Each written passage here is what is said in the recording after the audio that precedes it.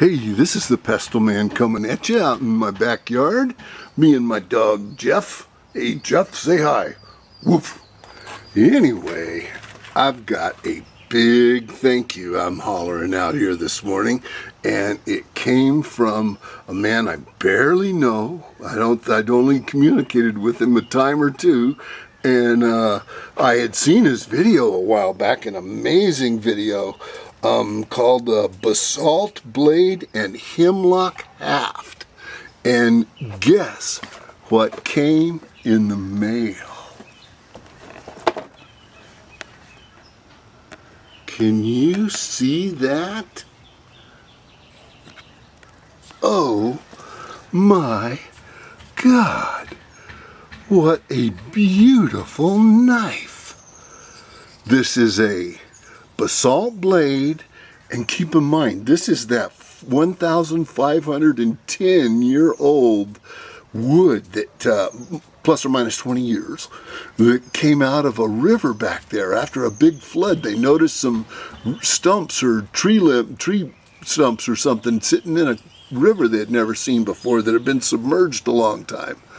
And this is the wood that they came out of. It feels kind of light, but it's still real strong and sturdy, and you can squeeze it. I mean, it's got a good grip. It's light wood. It's I believe it was hemlock is what he called it out to be. But isn't that beautiful? And it got that killer stand. Oh my gosh, I don't know whether to put it in like that, and then my blade's getting dull, or put it like that, and boy, better not fall on the thing or it'll cut your leg off. What a beautiful, beautiful blade that is. You see those, how well the flaking is done on this one? Oh my gosh, what a beautiful thing. Thank you so much, Paleoman52. So much. Thank you, God. I mean, I don't even know how to respond. There's nothing I could. This thing is priceless. It not only is it beautiful, but it's actually a work of art, and it's got, historic proportions considering the wood and everything.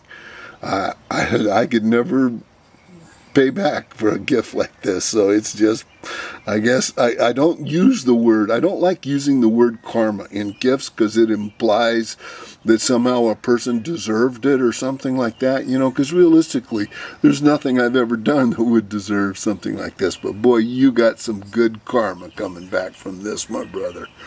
I don't know if it'll be from me, but I hope there's a God and he rewards you, because I couldn't cover this one. Thanks so much.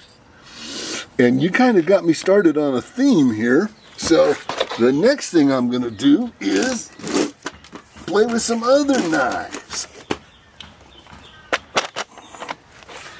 And I thought, with your guy sitting back there as kind of the judge for everything, we'd quickly go through some other knives.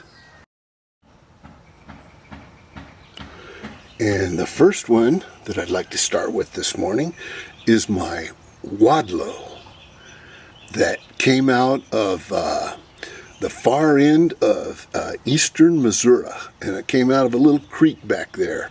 We were just kind of passing through, hunting around out in that country, and I got lucky. And this is the one that I did the bonehead drop it on its tip, knocked that off there. My biggest error ever in recovering a massively beautiful point. But I guess that's my karma to work out, huh? Okay, now we come to my beautiful little Benton. And I call him little because he is a little bit small as Bentons go. Bentons are usually pretty big things, but I saw a while back where someone had found some other ones that were even smaller than my guy. But boy, it's just so nice. It feels nice in your hands. That's one thing about a really nice, great big knife like all of these. When you feel them in their hand, look how paper thin that doggone Wadlow is. My gosh, you could, and not only that, it's sharp enough you could shave with it.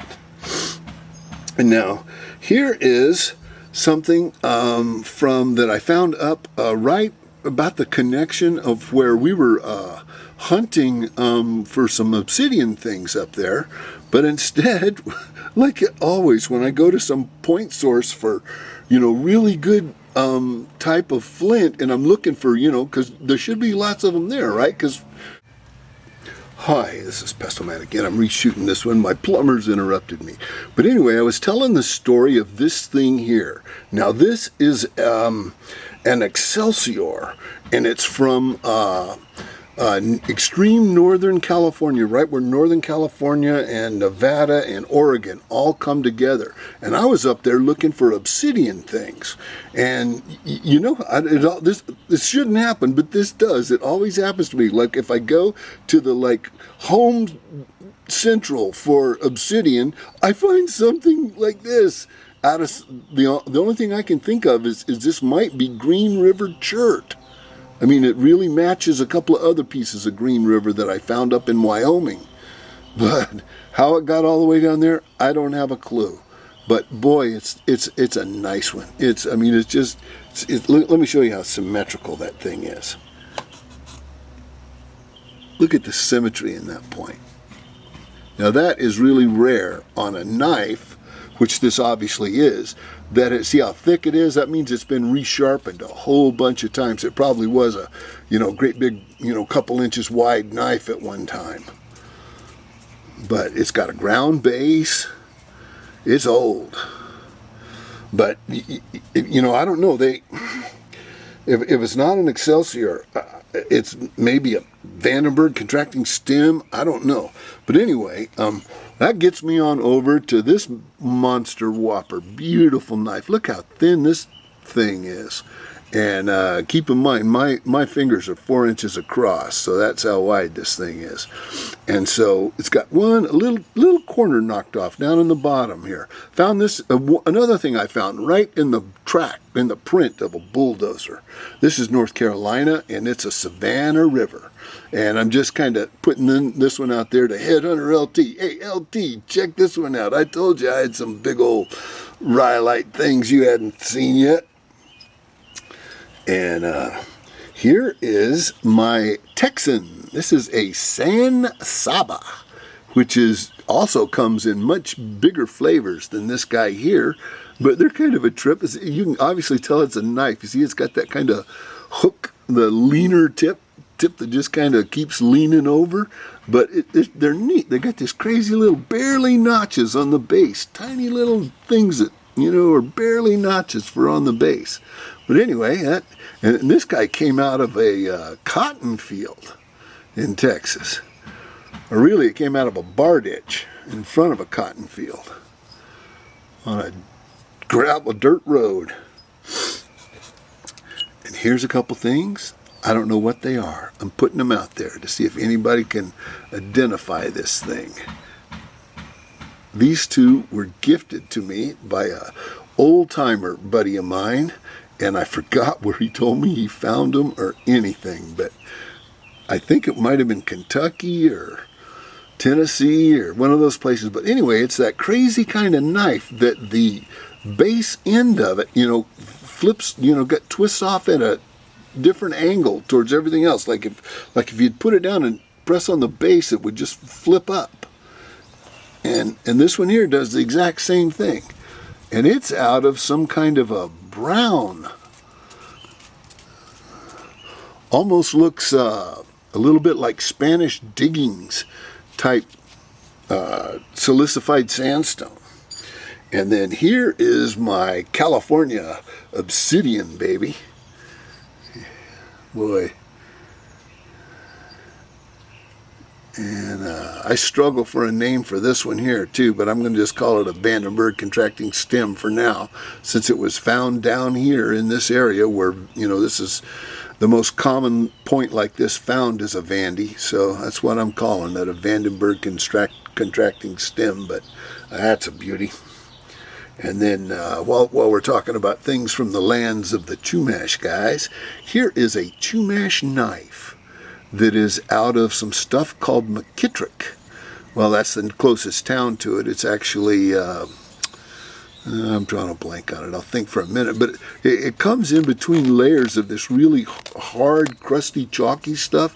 And this one here was kind of cool because somebody had ground. And normally they just chip it off, and any of it that sticks on there, they just leave big chunky pieces of it on there. Like you'll find a perfect little arrowhead with these big chunky chunks of stuff all around there. And they only chip around the edges to get a nice sharp point on it.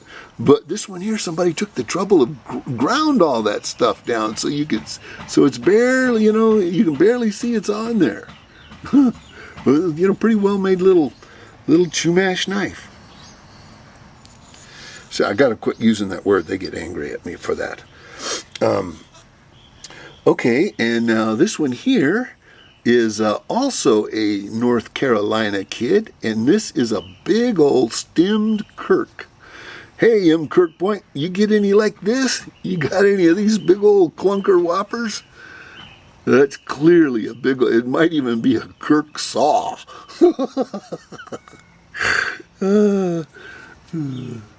Anyway, it's a big old whopper thing. It's fun to find this guy. Now, here is a couple of insores out of Texas that are I'm just putting those in here because they are just such beautiful points. And these are beautiful examples of them. And also they're out of a very, very, I don't have enough sun this morning to do it, but they're out of a very, very translucent type flint. Now this one here I think will show it a little better. But